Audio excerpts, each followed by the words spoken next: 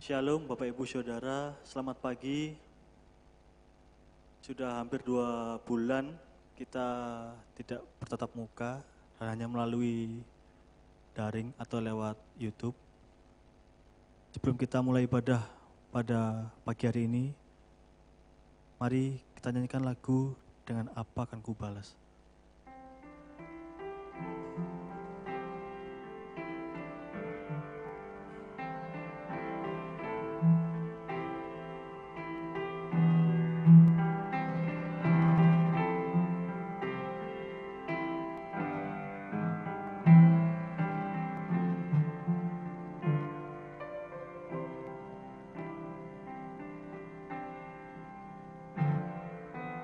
Allah yang setia,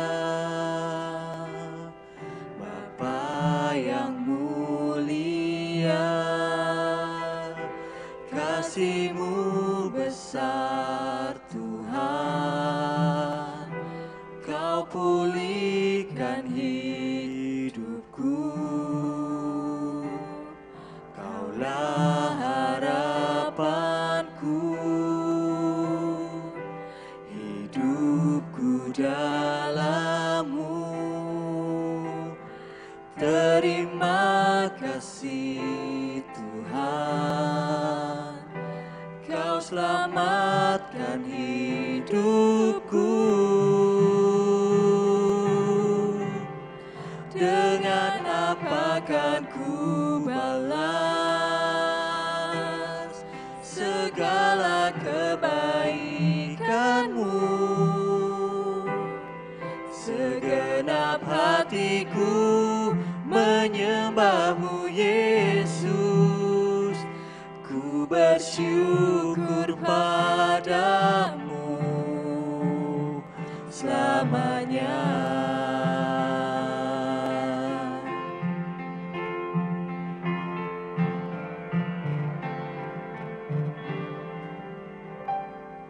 Kaulah harapanku,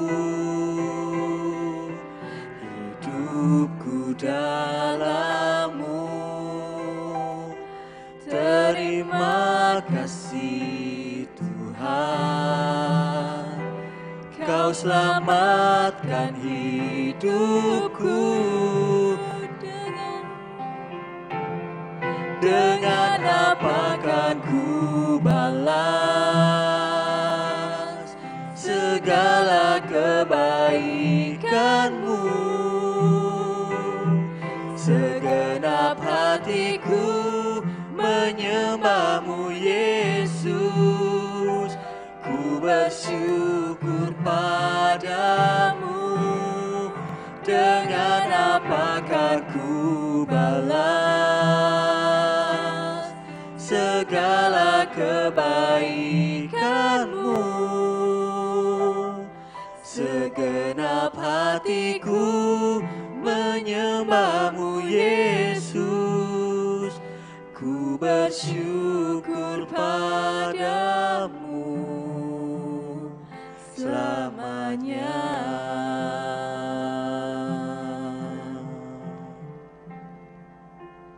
Mari jemaat sekalian kita berdoa. Puji syukur Tuhan Yesus atas segala hikmat dan juga kesempatan untuk setiap kami pada pagi hari ini boleh datang ke hadirat Tuhan. Biarlah di tengah kondisi saat ini kami boleh tetap mengucap syukur atas kesempatan, atas anugerah, atas kehidupan yang masih Tuhan beri kepada setiap kami. Di kesempatan pada pagi hari ini Tuhan, izinkan kami untuk boleh datang beribadah dan bersyukur menyembah kepadamu Tuhan. Berikanlah hati yang siap untuk mendengar dan memuji Engkau. Berkati juga setiap pelayan yang saat ini bertugas pada ibadah pagi hari ini Tuhan. Engkau memberkati setiap kami dan juga Engkau memberkati jalannya ibadah pada pagi hari ini boleh berjalan dengan baik, dengan lancar tanpa kurang suatu apapun. Kami percayakan sepanjang ibadah hari ini Tuhan ke dalam tangan kasih-Mu. Dalam nama Tuhan Yesus kami berdoa dan mengucap syukur. Amin.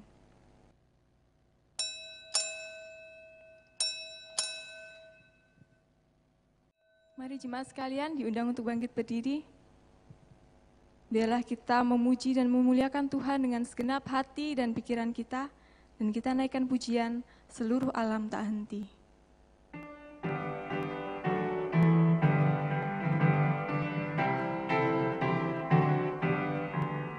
Seluruh alam tak henti memuliakan-Mu, mentari bintang berseri, bernyanyilah merdu. Samudra raya hujan pun mengiringnya serta memuji riang bertekun Sang Khalik semesta.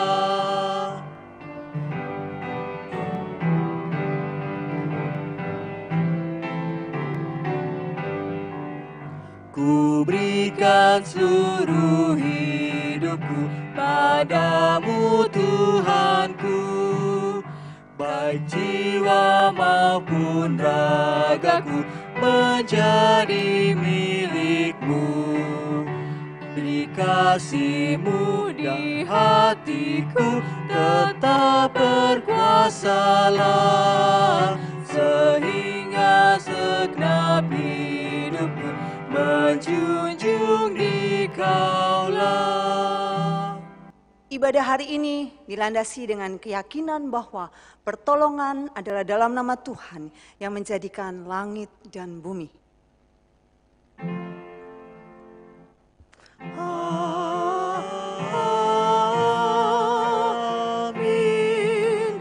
amin, amin.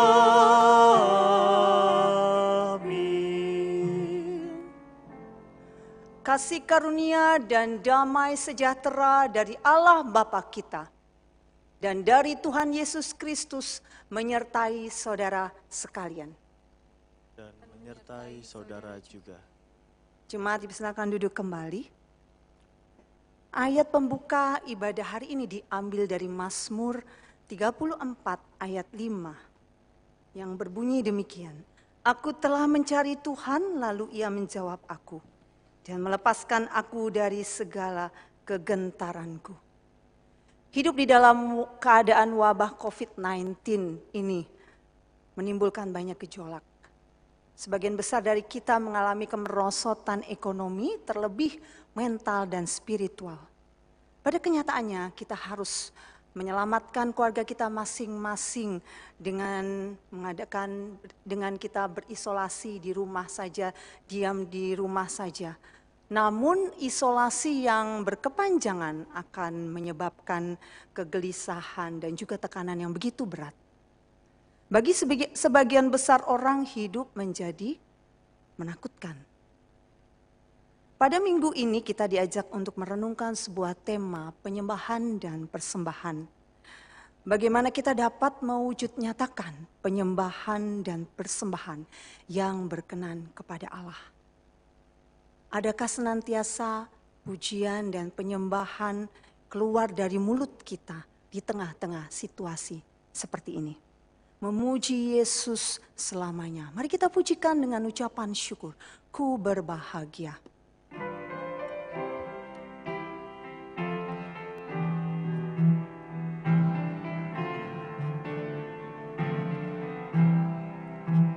Ku berbahagia, yakin teguh, Yesus abadi kepunyaanku.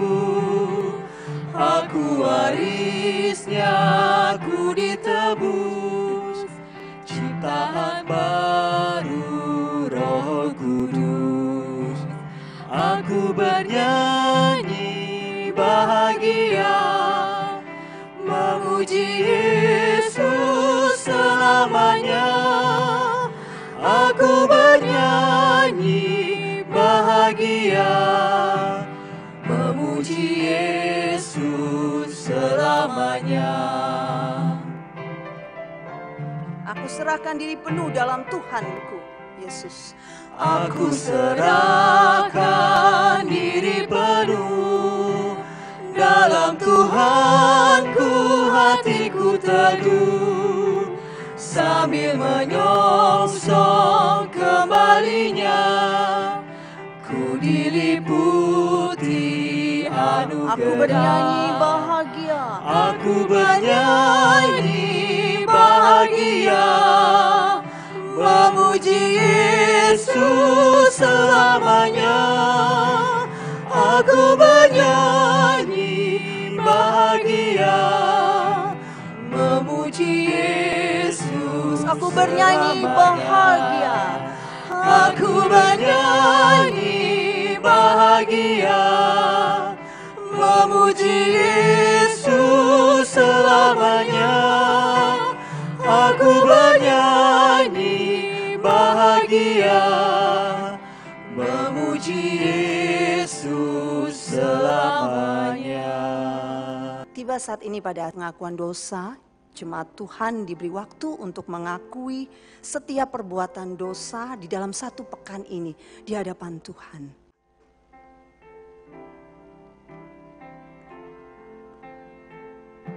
Oh Tuhanku, Kau datang ke dunia untuk menghapus dosa umat-Mu.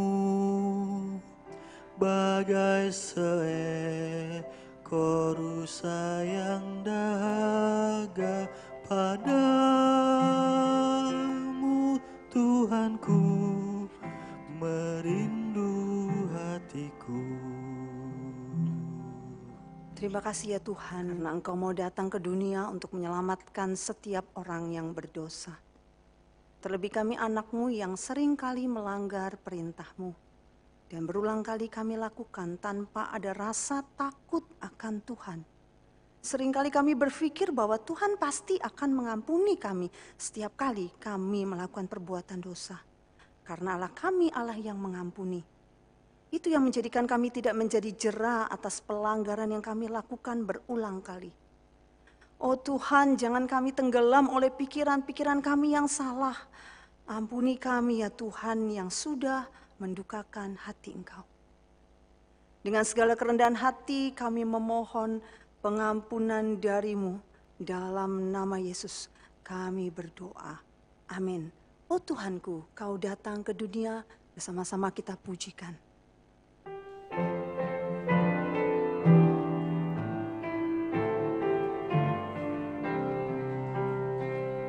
Oh Tuhanku, Kau datang ke dunia untuk menghapus dosa umat-Mu.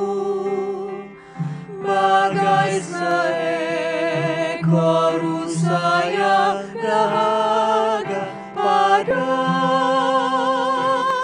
Tuhanku, merindu hatiku.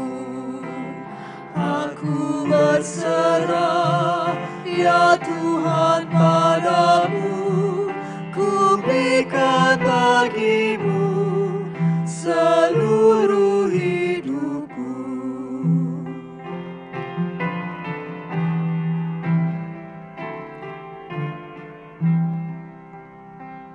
Ku bersedih karena tekanan dosa dan jiwaku terkungkung dalam gelap.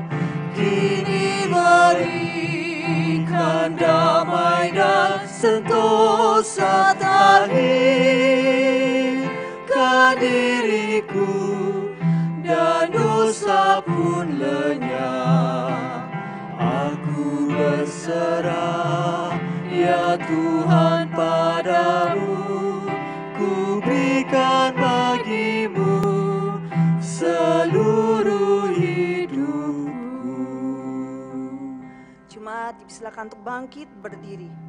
Tuhan menyediakan pengampunan bagi yang mengaku dan menyesali dosanya. Injil Yohanes 12 ayat 46 mencatat demikian. Aku telah datang ke dalam dunia sebagai terang, supaya setiap orang yang percaya kepadaku jangan tinggal di dalam kegelapan. Demikianlah berita anugerah daripada Tuhan. Syukur kepada Allah.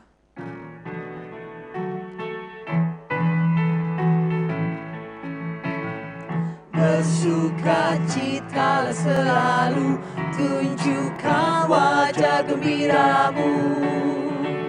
Lihat teman di kanan kiri dan di sekitarmu, berikan salam damai, karena kasih karunia serta pengampunannya diberi.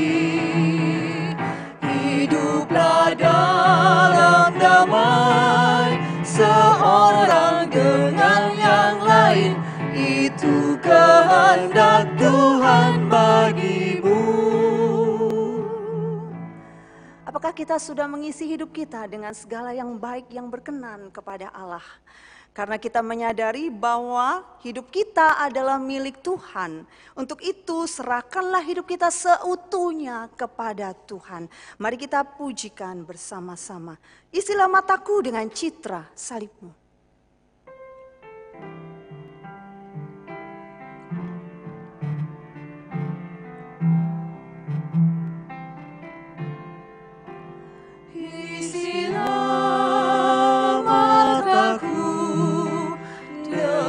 Citra salibmu, dengan kasih-Mu penuhi hatiku.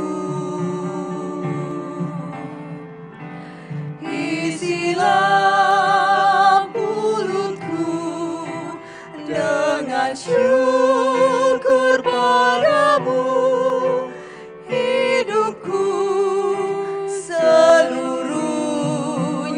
milik-Mu. Isilah mataku dengan citra salib-Mu.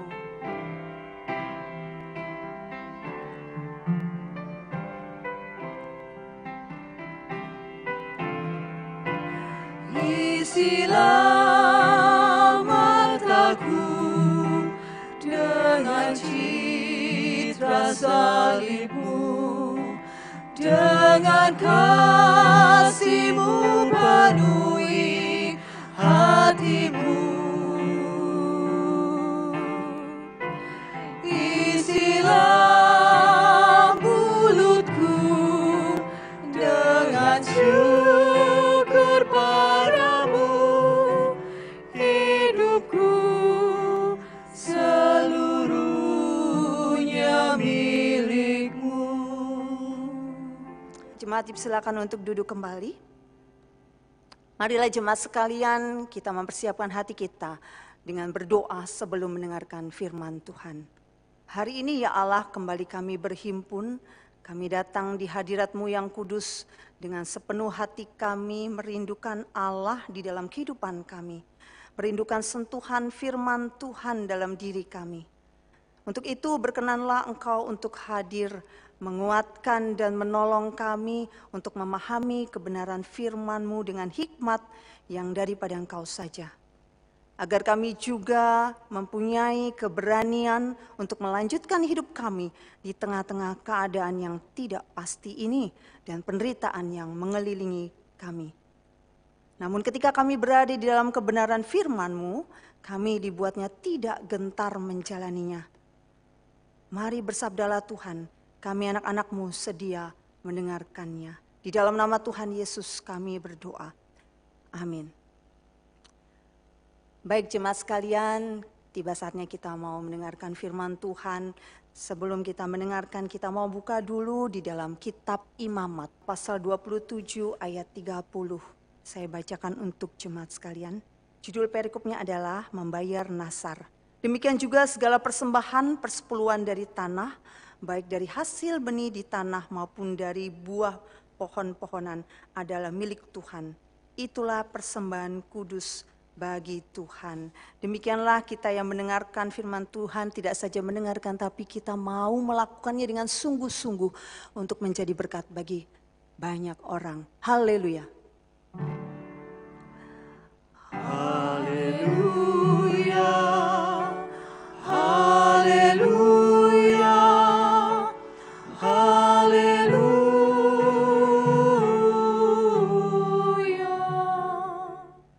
Warga di daerah tempat tinggal saya merayakan satu upacara adat yang cukup meriah dan unik yang dinamakan upacara adat sedekah bumi. Ya, ini sangat populer di Pulau Jawa. Ya, adalah satu upacara adat yang melambangkan respon rasa syukur manusia terhadap Tuhan Yang Maha Esa yang telah memberikan rejeki melalui bumi berupa segala bentuk hasil bumi. Warga saat itu sangat antusias menyiapkan persembahan yang terbaik dari hasil bumi. Jadi mereka menyiapkan dengan penuh antusias. Mereka mempersembahkan dari berbagai hasil bumi berupa sayur-sayuran, buah-buahan, umbi-umbian, kacang-kacangan yang mereka persembahkan kepada Sang Pencipta yang telah memberikan rejeki. Sesajen yang penting pada tradisi ini adalah bubur sura dan hasil bumi yang akan dimakan dan dikuburkan. Unik ya, yang lebih unik lagi sesajen bubur sura itu dimasak dari berbagai bentuk, dari berbagai biji-bijian yang hanya boleh dimasak di dalam kendi kuali dari tanah. Nah, mereka menyiapkan dengan sangat hati-hati dan tentunya ini mempunyai makna yang sangat dalam. Berbagai jenis hasil bumi, mulai dari biji-bijian, sayur, buah, umbi-umbian, ditata dengan sangat baik sampai tinggi berbentuk piramid. Dan mereka menghiasnya dengan sangat cantik yang akan mereka bawa keluar pada acara arak-arakan yang diselingi dengan tari-tarian dan musik dari daerah tersebut. Dan setelah itu mereka memakannya bersama-sama. Kepala binatang ternak yang biasa dikurbankan, itu biasanya dikuburkan. Nah, kegiatan ini dilakukan setiap awal bulan Muharram atau Sura. Awalnya mereka melakukannya di perempatan-perempatan besar jalan raya. Setelah itu mereka mungkin mempertimbangkan supaya tidak ada kemacetan lalu lintas. Mereka kembali ke daerah mereka masing-masing dan mereka melaksanakannya di depan halaman masjid. Ada di balai-balai desa dan juga ada di lapangan-lapangan terbuka seperti itu. Nah, ini adalah cara-cara yang digunakan untuk mengekspresikan rasa syukur dan penyembahan kepada Allah. Dan persembahan adalah simbol dari rasa syukur dan penyembahannya kepada Allah. Jemaat yang dikasihi Tuhan, apakah makna penyembahan dan persembahan bagi umat Kristiani sedalam makna penyembahan yang dilakukan di dalam upacara-upacara adat di tanah air kita? Pada hari ini kita mau melihat lebih dalam lagi makna penyembahan dan persembahan yang tentunya bersumber dari Alkitab. Kita mau melihat dari Perjanjian Lama kemudian Perjanjian Baru. Penyembahan dalam Perjanjian Lama adalah respon atas kasih Tuhan kepada kita. Penyembahan itu sendiri lahir dari pengenalan akan Allah. Pengenalan akan Allah tersebut lahir dari inisiatif Allah sendiri yang mula-mula menyatakan dirinya kepada umat yang berdosa. Melalui mahakarya penebusannya di kayu salib bagi kita yang berdosa. Dalam kitab Mazmur seringkali disebutkan sifat-sifat Allah dan perbuatan Allah dengan cara yang jelas. Dan ini yang menjadi landasan penyembahan dalam ibadat-ibadat dalam Perjanjian Lama. Pujian dan penyembahan dalam Perjanjian Lama bersifat progresif yang artinya terus berkembang dan berkesinambungan. Artinya ketika Allah menyatakan dirinya kepada umatnya dengan keadaan yang selalu diikuti dengan keadaan dan situasi yang berubah-ubah pada saat itu. Selain itu penyembahan di dalam Perjanjian Lama juga bersifat liturgikal, di mana Allah sendiri yang menetapkan tata cara kepada umatnya agar mereka bisa menghampiri Allah. Ya, salah satu ciri khas dari liturgikal dalam Perjanjian Lama, liturgikal penyembahan adalah berupa kurban. Nah, ini akhirnya menjadi landasan bahwa penyembahan tidak bisa terpisahkan dari persembahan atau kurban. Menurut kajian dalam Perjanjian Lama jelas sekali terlihat bahwa dalam penyembahan harus ada persembahan. Dalam Keluaran 23 ayat 15 dikatakan, janganlah orang menghadap ke hadiratku dengan tangan hampa. Hal ini menekankan bahwa bukti dari penyembahan adalah persembahan atau kurban. Hal ini bukan mengatakan bahwa Allah melihat pemberian manusia, tapi Allah melihat bukti dari kesungguhan dan ketulusan melalui persembahannya. Pada zaman kerajaan dan zaman para nabi, pada kitab para nabi juga dijelaskan hubungan yang terkait jelas antara penyembahan dan persembahan. Sedangkan isi kitab Imamat yang kita pelajari hari ini lebih spesifik dapat dibagi menjadi dua bagian besar. Yaitu yang pertama mengenai peraturan tentang persembahan dan peraturan di dalam kehidupan ibadah dan persekutuan dengan Allah. Sistem persembahan di kitab Imamat ini mencapai puncaknya ketika bangsa Israel diperintahkan Allah untuk menjalankan berbagai persembahan Allah. Dan ini dilakukan sebagai cara untuk memuliakan namanya. Persembahan korban ini digunakan untuk juga memelihara persekutuan dengan Allah, yaitu persekutuan yang terjadi oleh perjanjian. Di dalam pasal 1 ayat 1 sampai dengan 4, ada aturan tertentu mengenai persembahan korban yang harus diikuti dan tentunya ditaati. Yang pertama, persembahan korban itu tidak boleh bercacat. Kemudian orang yang mempersembahkan harus mengidentifikasi atau menyamakan dirinya dengan korban yang arti simbolisnya berarti kematian korban yang melambangkan kematian orang berdosa. Kemudian orang yang mempersembahkan kurban itu harus menyembelih binatang. Ketika dilakukan dengan iman, maka kurban itu menyediakan pengampunan dosa.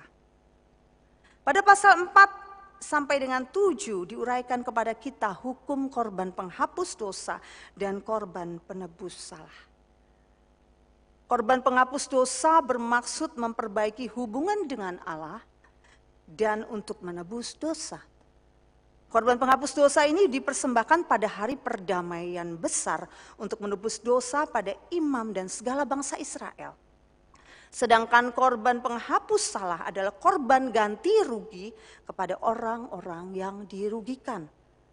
Begitu pula mengenai korban bakaran, korban sajian, dan korban keselamatan. Semuanya dijelaskan secara detail dalam kitab Imamat. Setiap korban memiliki rincian yang begitu rumit, tapi disitulah sebenarnya ada makna yang penting. Dan seorang imam serta pemberi korban tidak boleh mengabaikannya. Tentunya bukan tidak ada alasan Alkitab mencatatnya dan ini menyatakan bahwa di dalam konsep perjanjian lama sangat penting bahwa umat Tuhan tidak boleh melepaskan dari kehidupan mereka. Jadi di dalam perjanjian lama, melalui korban manusia diberi kesempatan untuk memuliakan Tuhan, memelihara persekutuan dengan Dia, dan manusia diberikan kesempatan menerima pengampunan ketika manusia melakukan dosa, tetapi itu hanya sementara. Ketika mereka melakukan perbuatan dosa kembali, mereka harus kembali menyiapkan korban yang terbaik dan mereka harus mempersembahkan itu di hadapan Allah.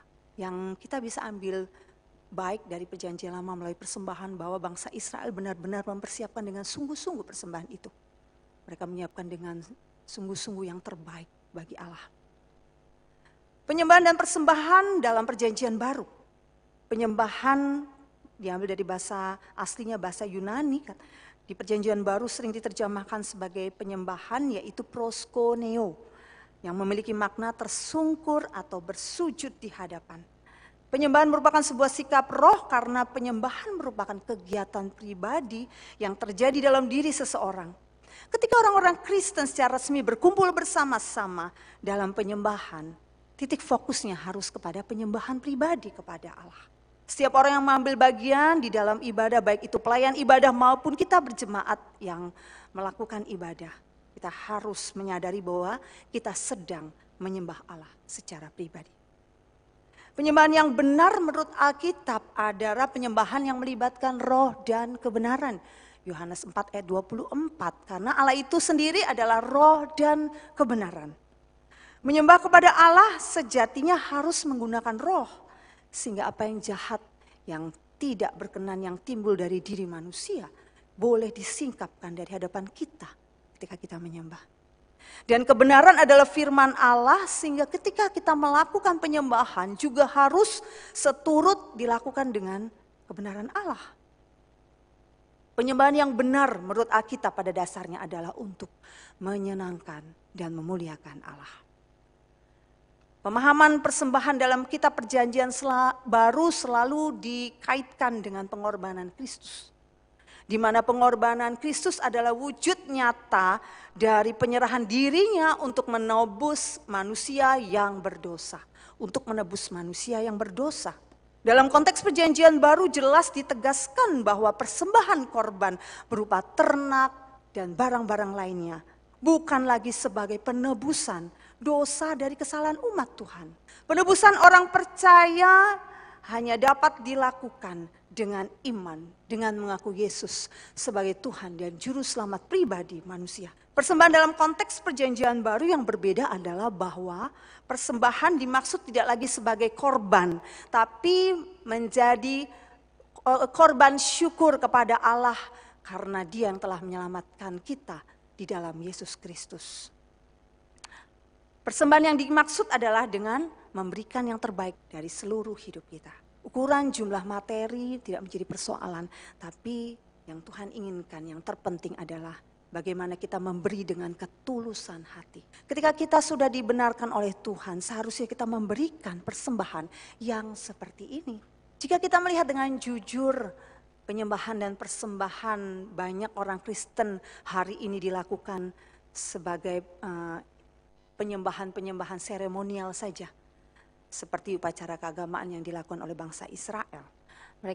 Ketika mereka kembali ke tempat mereka masing-masing setelah melakukan ibadah di gereja, mereka kembali dengan aktivitas mereka. Tapi tanpa menghayati kehadiran Tuhan yang menginginkan setiap saat orang percaya ini terhubung dengan Tuhan, dengan Allahnya. Supaya kita bisa apa? Supaya kita bisa menjadi berkat bagi orang-orang di sekitar kita. Sangat disayangkan pengertian seseorang tentang menyembah Tuhan tidaklah tepat. Menyembah Tuhan dipahami sebagai kegiatan yang dilakukan pada waktu-waktu tertentu saja. Mungkin pada waktu di gereja mengikuti ibadah dan persekutuan-persekutuan di gereja lainnya. Sehingga akhirnya penyembah Allah yang tidak dapat memberikan dampak kepada orang-orang di sekitarnya. Oleh sebab itu, bagaimana kita dapat memberikan dampak di dalam kesehari-harian kita kepada orang-orang, tentunya kepada orang yang belum mengenal Tuhan sebagai penyembah Allah.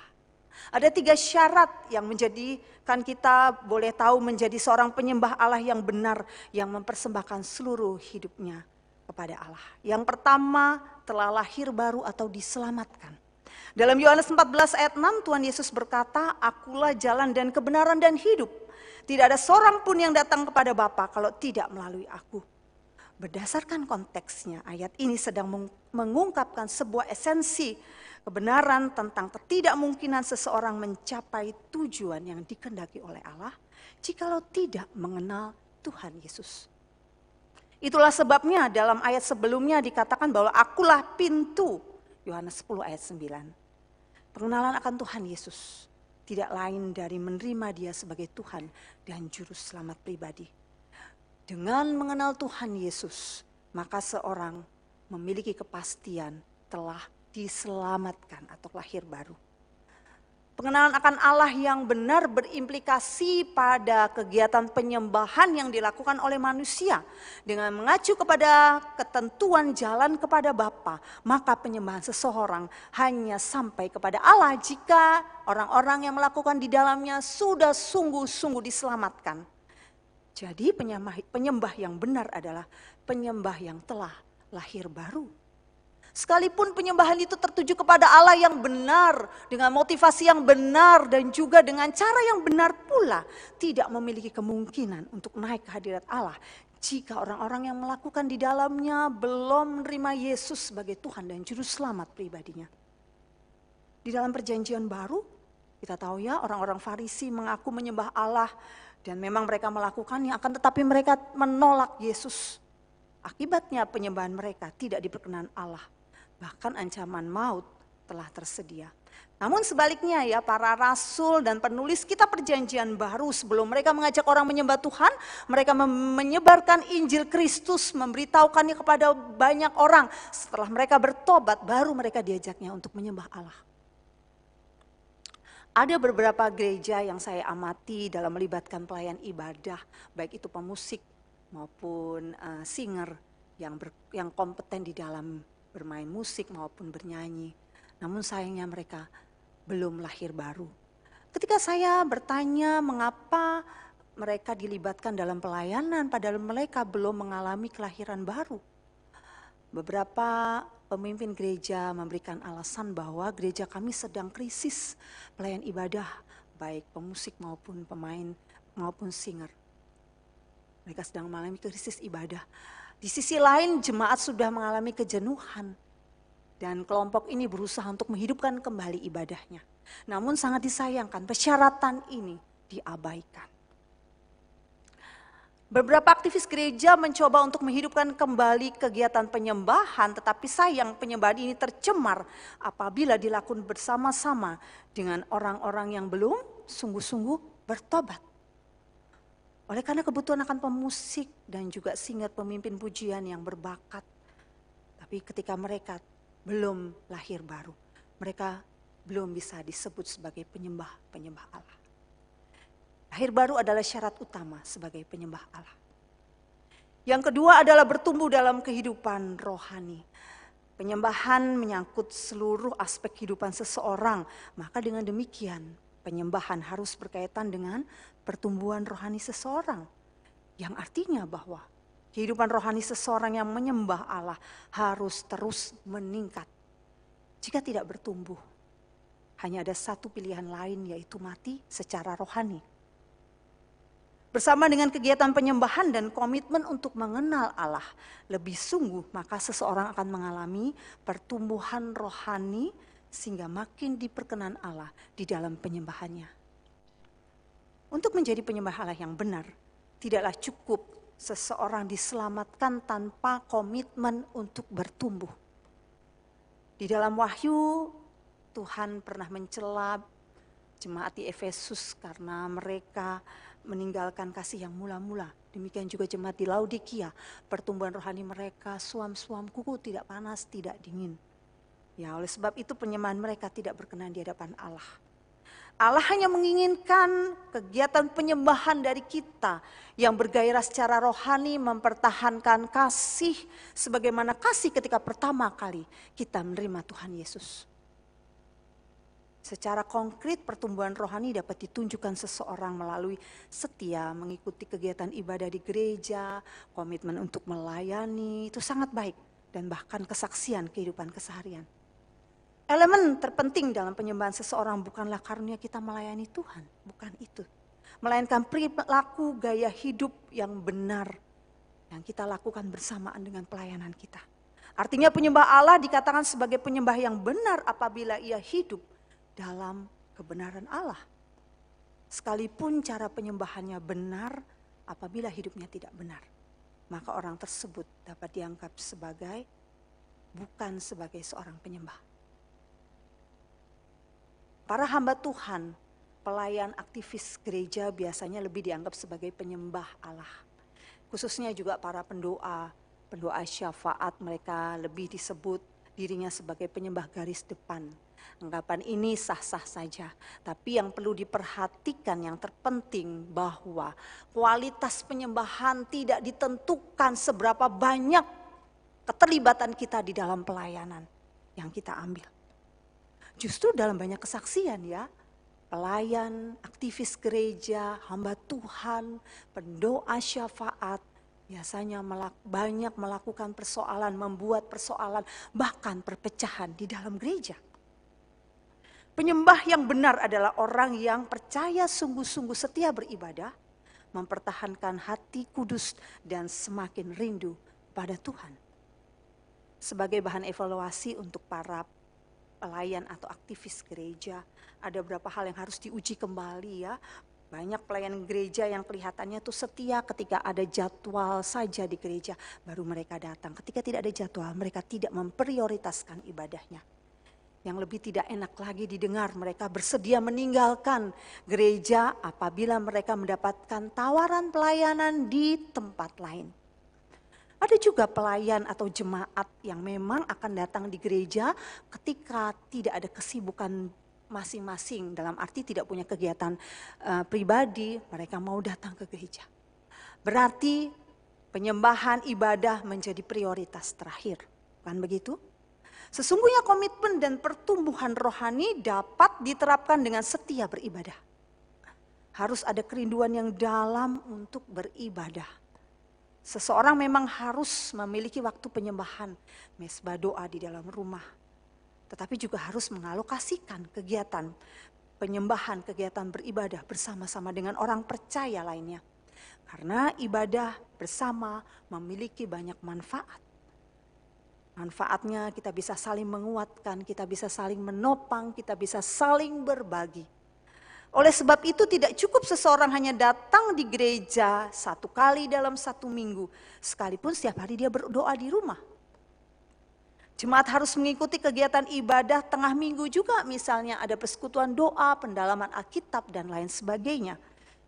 Itulah sebabnya penulis Ibrani di dalam Ibrani 10 ayat 25 menegaskan untuk kita tidak menjauhkan diri dari pertemuan ibadah kita, dan marilah kita saling menasehati. Ketika ada teman yang mulai undur dari pelayanan, kita bisa menasihati dengan kasih. Itu tujuan, manfaat ketika kita beribadah bersama-sama. Ibadah bersama itu sangat penting dan merupakan perintah Alkitab. Kesetiaan ibadah dapat menjadi indikator pertumbuhan rohani seseorang. Satu hal lagi yang tidak boleh kalah penting untuk menjadi penyembah Allah, yaitu cara atau kesaksian hidup kita.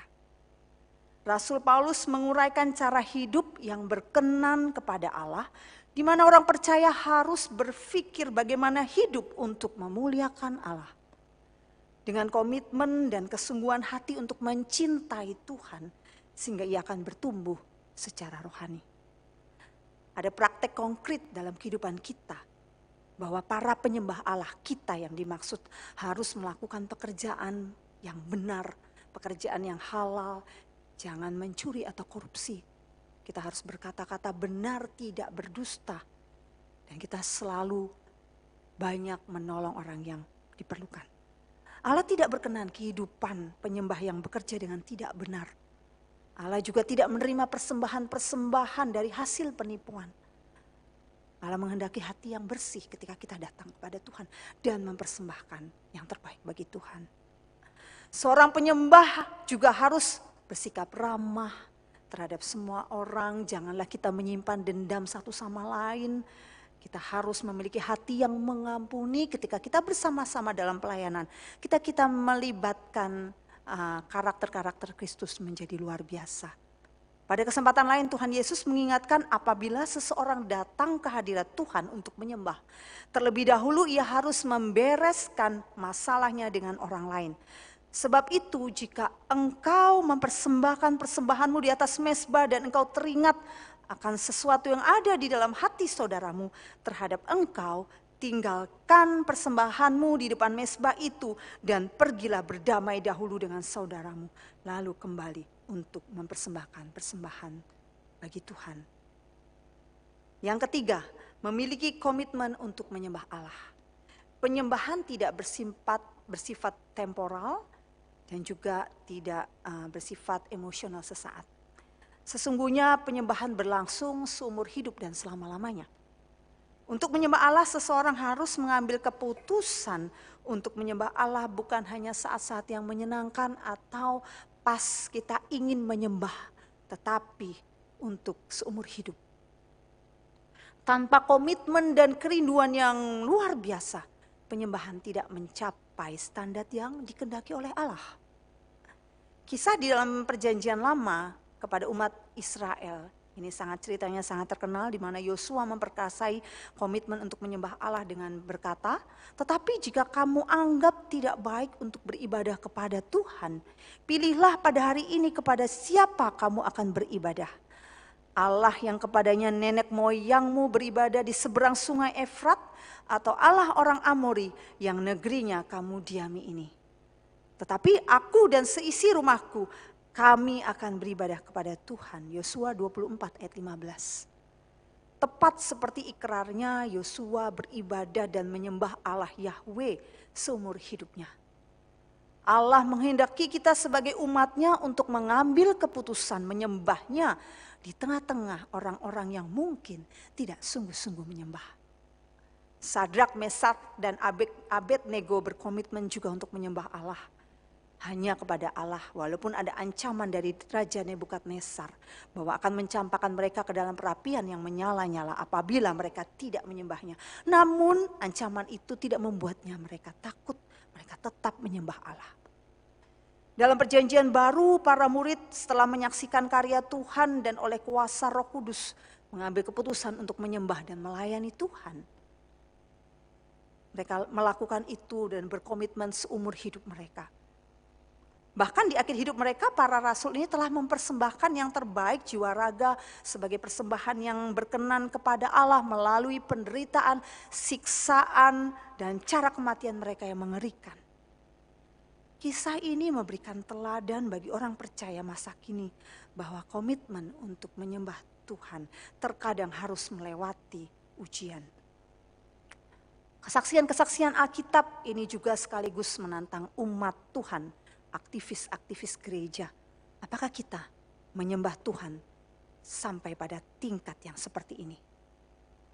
Bukan tidak mungkin bahwa banyak jemaat, para pelayan gereja pada akhirnya meninggalkan pelayanan dan kegiatan di gereja hanya karena kesulitan-kesulitan sepele. Sesungguhnya kualitas penyembahan kita tidak boleh berkurang sedikit pun ketika kita menghadapi persoalan. Justru dalam kesulitan saat ini, kesulitan ekonomi, kelemahan tubuh dan masalah lainnya, kita harus semakin menyembah Allah. Kita yang sudah diberkati, kita yang berlimpah dengan materi, kita juga semakin sungguh-sungguh semakin menyembah Tuhan. Dengan cara yang demikian, komitmen penyembahan seseorang akan terbukti. Gereja kita dengan perkembangannya tidak cukup mengejar kemajuan dari segi fisik atau bangunan gereja saja ya. Akan tetapi jauh lebih penting menumbuh kembangkan kesadaran kita terhadap persekutuan di dalamnya yang mencangkup penyembahan dan persembahan yang hidup kepada Allah.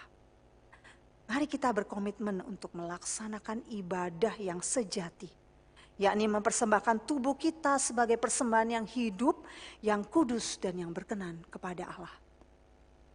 Jemaat yang dikasihi Tuhan, maukah kita berkomitmen untuk memberikan persembahan yang terbaik dari apa yang kita miliki kepada Allah?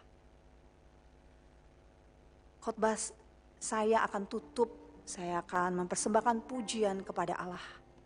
Kiranya pujian ini juga menjadi komitmen bagi kita sebagai anak Tuhan yang sudah dibenarkan. Untuk kita boleh mempersembahkan yang terbaik bagi Tuhan dari segala apa yang kita miliki dengan hati yang tulus. Renungkanlah pujian ini.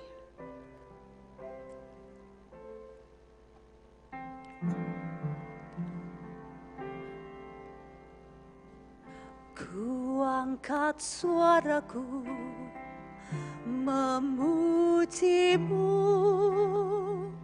persembahkan hidupku seluruhnya bagimu. Pakailah suaraku memujimu, pakailah persembahan hidupku bagimu. Segenap diriku, segenap hidupku, semua yang ku miliki ku sembahkan kepadamu.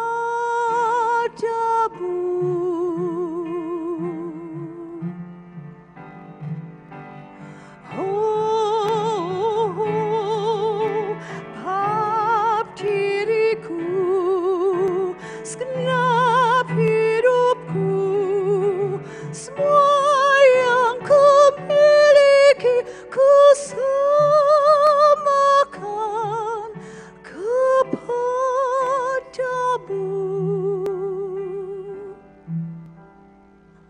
Ku angkat suaraku memujimu, persembahkan hidupku seluruhnya bagimu.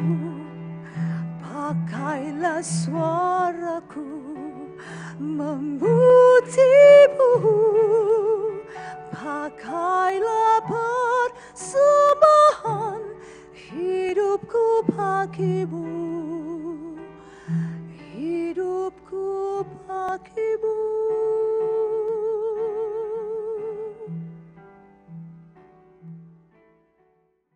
Amin. Mari kita mempersembahkan yang terbaik bagi Tuhan. Mari kita berdoa. Tuhan, kami sungguh bersyukur Tuhan, kalau hari ini kami boleh mendengarkan satu kebenaran firman Tuhan yang boleh mengingatkan kami bahwa kami harus hidup mempersembahkan yang terbaik seperti orang Israel dengan sungguh-sungguh menyiapkan persembahan yang terbaik. Hari ini kami ingin mempersembahkan yang terbaik melalui keseluruhan hidup kami, yang terbaik bagi Engkau.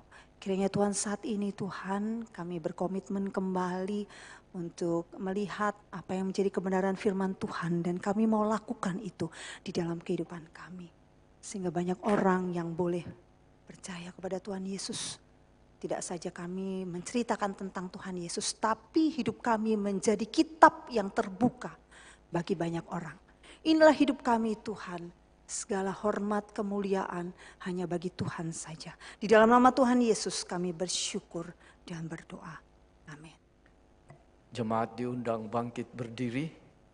Marilah kita bersama dengan umat Allah di masa lalu, masa kini dan masa depan. Mengingat pengakuan pada baptisan kita menurut pengakuan iman rasuli. Aku percaya kepada Allah, Bapa yang Maha Kuasa, Khalik langit dan bumi, dan kepada Yesus Kristus, anaknya yang tunggal Tuhan kita, yang dikandung dari Roh Kudus, lahir dari anak darah Maria, yang menderita sengsara di bawah pemerintahan Pontius Pilatus, disalibkan, mati dan dikuburkan, turun ke dalam kerajaan maut. Pada hari yang ketiga, bangkit pula dari antara orang mati, naik ke sorga, duduk di sebelah kanan Allah, Bapa yang Maha Kuasa, dan dari sana ia akan datang untuk menghakimi orang yang hidup dan yang mati. Aku percaya kepada Roh Kudus, gereja yang kudus dan am, persekutuan orang kudus, pengampunan dosa, kebangkitan orang mati, dan hidup yang kekal. Amin. Dipersilakan duduk kembali. Mari jemaat Tuhan kita mau bersatu hati di dalam doa syafaat. Saya akan berdoa, cuma sekalian akan mengamininya di dalam doa. Mari kita berdoa. Di dalam doa syafaat ini kami belajar untuk mengimani akan sesuatu yang belum kelihatan. Belum ada kepastian, namun kami percaya Allah sedang bekerja untuk memulihkan negeri kami. Sehingga kita ketika waktu Tuhan tiba, kami boleh melihat bahwa Tuhan kami adalah Tuhan yang kami sembah, yang kami percayai adalah Tuhan yang berkuasa atas langit dan bumi, Tuhan yang sama berkuasa atas virus corona. Untuk itu berikan anak-anak-Mu yang percaya kepadamu, mempunyai pengharapan yang besar, tidak lagi gentar akan apa yang terjadi setiap harinya di dalam hidup kita, karena Tuhan bersama dengan kami. Gereja Tuhan GKI Wiyung Royal Resident dan kami sebagai tubuh-tubuh Kristus di dalamnya. Berikan kami pertumbuhan rohani supaya kami juga boleh mengalami pertumbuhan rohani yang dikehendaki oleh Tuhan. Bila kami sudah mendengarkan firman Tuhan, kami mau belajar untuk mempersembahkan yang terbaik, penyembahan dan persembahan yang terbaik dengan hati yang tulus yang kami berikan hanya kepada Tuhan kami. Bila kami boleh bertumbuh di dalam pengenalan akan Tuhan, rohani kami boleh semakin diperkuat, sehingga kami boleh saling mengingatkan, kami boleh saling menegur di dalam kasih, dan kami boleh saling menolong satu dengan lain sebagai tubuh Kristus. Tuhan, kami mohon kepadamu, kiranya Tuhan memberkati jemaat-Mu GKI Wiyung Royal Residence. Tuhan, kami bersyukur Tuhan untuk hari ini kami boleh menikmati hidup, kami boleh diberikan kesehatan, kami boleh makan dan minum. Kami bersyukur itu Tuhan, karena ini adalah satu berkat yang luar biasa yang Kau berikan pada kami semua. Terima kasih Tuhan, kami membawa doa syafaat ini ke dalam tangan kuasa Tuhan, karena kami percaya Allah kami Allah yang sanggup melakukan perkara. Terima kasih Tuhan, kami menyerahkan doa ini dan seperti Tuhan sudah mengajarkan kami berdoa.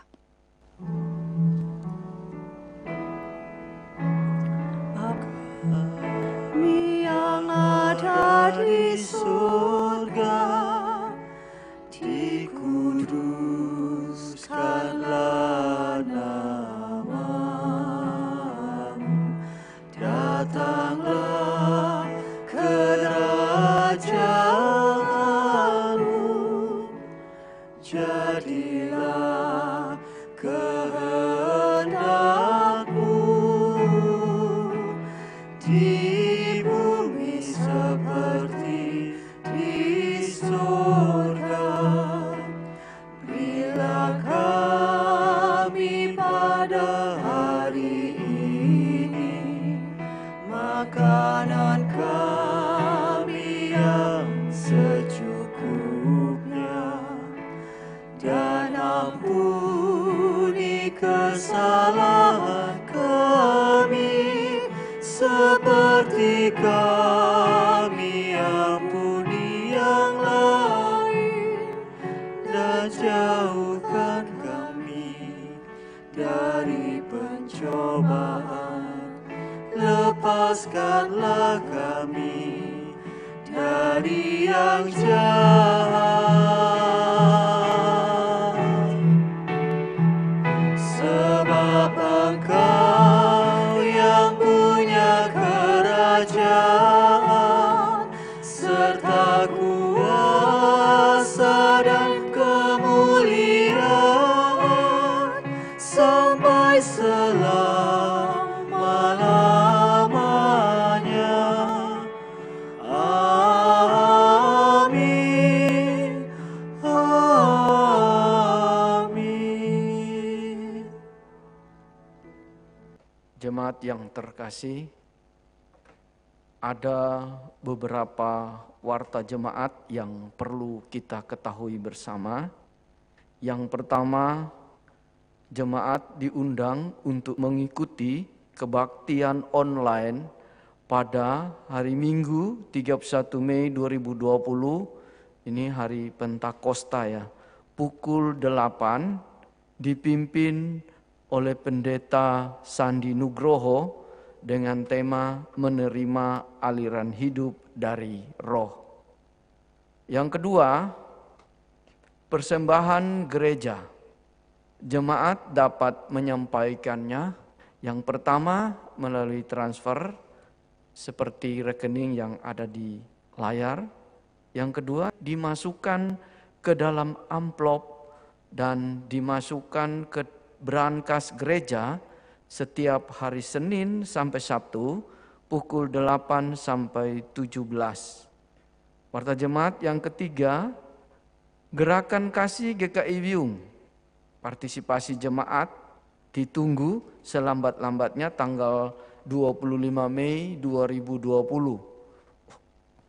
Untuk info selengkapnya dapat menghubungi Bapak Uri. Warta keempat, pemahaman Alkitab berseri, mempelajari kitab Wahyu. Diadakan Kamis 28 Mei 2020, dipimpin oleh Pendeta Sandi Nugroho. Jemaat diundang untuk mengikutinya melalui Zoom. Yang kelima, pelayanan konsultasi hamba Tuhan tetap dapat dilayani dengan mengadakan perjanjian terlebih dahulu melalui nomor-nomor berikut.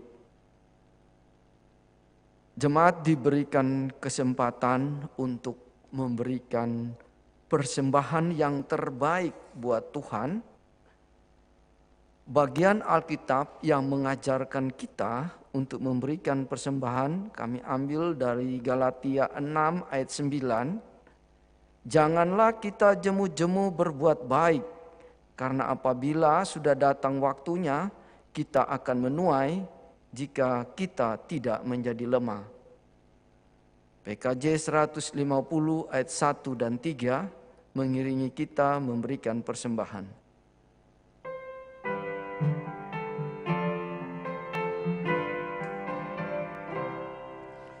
Ya Tuhan, hanya inilah yang dapat ku beri padamu, ungkapan syukur apalah dibanding berkat karuniamu.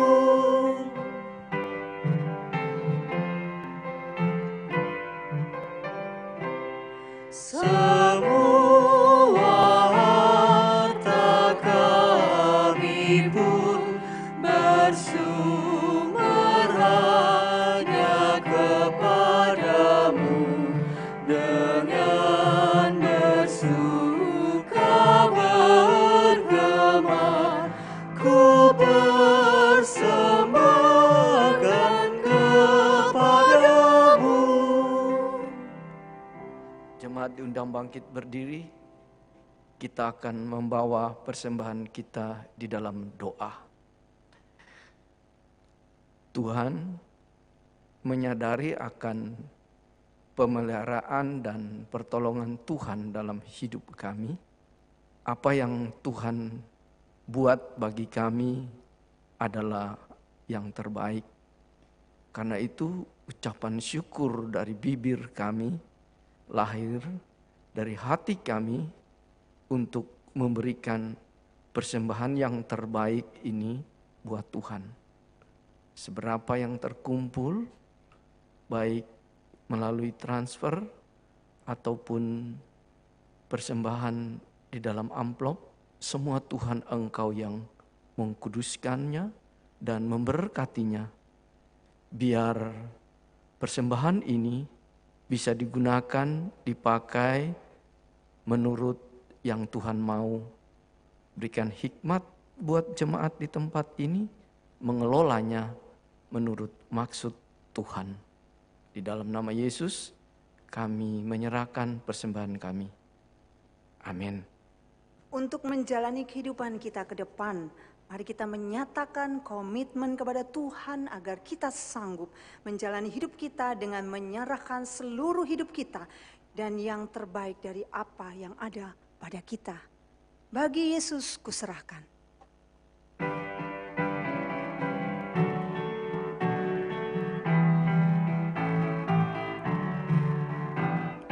Bagi Yesus kuserahkan hidupku seluruhnya, hati dan perbuatanku pun waktuku miliknya. Bagi Yesus semuanya pun waktuku miliknya. Bagi Yesus semuanya pun waktuku miliknya. Tanganku kerja baginya, kakiku mengikutinya. Tanganku kerja baginya, kakiku mengikutnya. Mataku memandang Yesus, yang ku puji Dialah. Bagi Yesus semuanya, yang ku puji Dialah.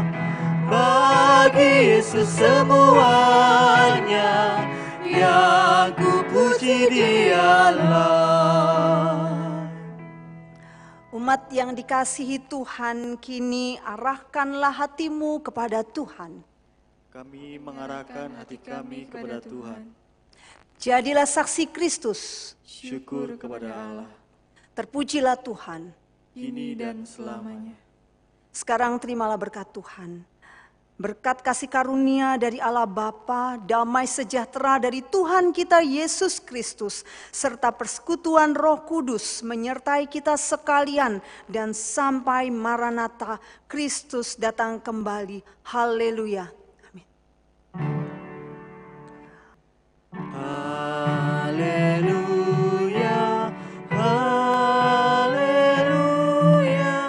haleluya, haleluya, haleluya, amin, amin, amin.